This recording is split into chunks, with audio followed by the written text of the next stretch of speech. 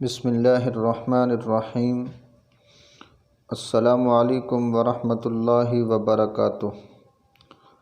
محترم سامعین، آج میں آپ حضرات کے سامنے نبی کریم صلی اللہ علیہ وسلم کا ایک خوبصورت فرمان پیش کروں گا۔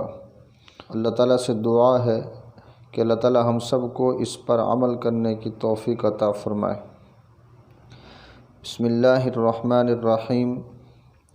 عن ابی ہریرہ رضی اللہ تعالی عنہ ان رسول اللہ صلی اللہ علیہ وسلم قال من دعا الی ھدی کان لہ من الاجر مثل اجور من تبعہ لا ینقص ذلک من اجورہم شیئا ومن دعا الی ضلالۃ کان علیہ من الاثم مثل آثام من تبعہ لا ینقص ذلک من آثامہم شیئا۔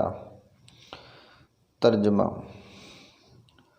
حضرت ابو ہریرہ رضی اللہ تعالی عنہ کہتے ہیں کہ رسول اللہ صلی اللہ علیہ وسلم نے فرمایا، جو شخص دوسروں کو نیک عمل کی دعوت دیتا ہے تو اس کی دعوت سے جتنے لوگ ان نیک باتوں پر عمل کرتے ہیں ان سب کے برابر اس دعوت دینے والے کو بھی ثواب ملتا ہے، اور عمل کرنے والے کے ثواب میں سے کوئی کمی نہیں کی جاتی۔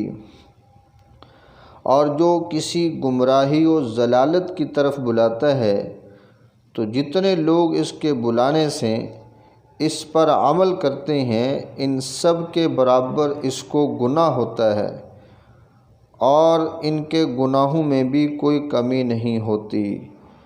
سنن ابی داؤد۔ اللہ تعالیٰ سے دعا ہے اللہ تعالیٰ ہم سب کو اس حدیث مبارکہ پر عمل کرنے کی توفیق عطا فرمائے۔